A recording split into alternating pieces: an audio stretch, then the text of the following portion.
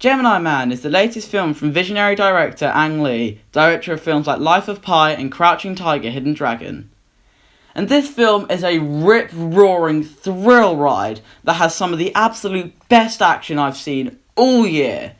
The action in this film is so utterly exhilarating and is truly phenomenal due to masterful camera work, brilliant choreography and a non-stop pace.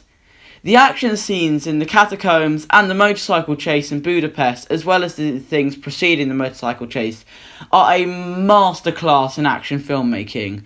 It's all in camera, there's lots of long takes, and one extended shot during the motorcycle chase dropped my jaw to the floor. The camera work in this is reminiscent of Baby Driver, with the camera weaving through everything, or the camera staying in one position for everything to weave across the scene and then stop right in front of the camera. It's just incredible.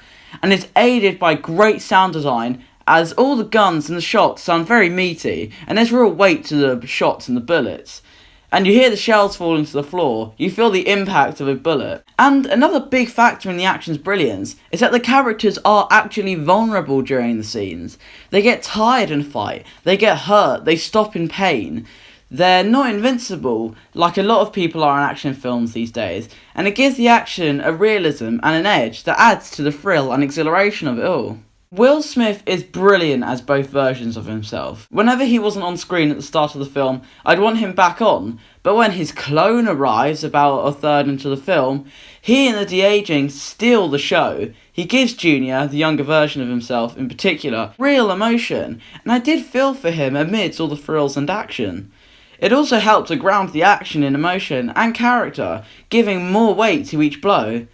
Mary Elizabeth Winstead and Benedict Wong were also great in their supporting roles. And Clive Owen as the villain is fairly mediocre, better than he was in Valerian with his really wooden turn as the villain, but he's still not great here.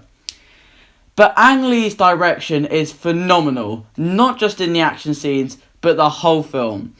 And it's shot very unconventionally for a Hollywood film, but it is a beautiful film, and he proves himself to be a brilliant action director amidst all the other things he is a brilliant director at. And the de-aging for Will Smith is mostly brilliant apart from one scene in broad daylight. You can see every spot, pore, freckle and every small imperfect detail in his face. And you don't completely forget it's CGI, not because it's bad, but simply because he's standing right next to the real Will Smith. But nonetheless, it's still brilliantly done and truly incredible to behold.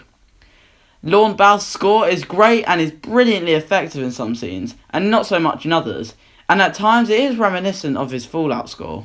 However, the script at times isn't great, and there are a lot of conveniences for the characters.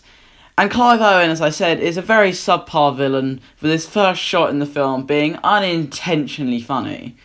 And sometimes he can be very stilted, but not always, and like I said, it is better than his performance in Valerian. Nevertheless, Gemini Man is a brilliant action thriller that I don't understand all the poor reviews for, as it's an utterly exhilarating and thrillingly good, fun time, and is one of the most utterly entertaining films of the year, with some of the best action I've seen all year, and I truly mean it. Please give this film a chance, it is so worth your time, and like I said, some of the action scenes are masterclasses in action filmmaking. I'm going to give Gemini Man an 8.5 out of 10. This is such a fun film. It is one of my favourites of the year in terms of pure entertainment value, and I think everyone should see it purely for the action alone. That was my review of Gemini Man, guys, and I hope you enjoyed it. Goodbye.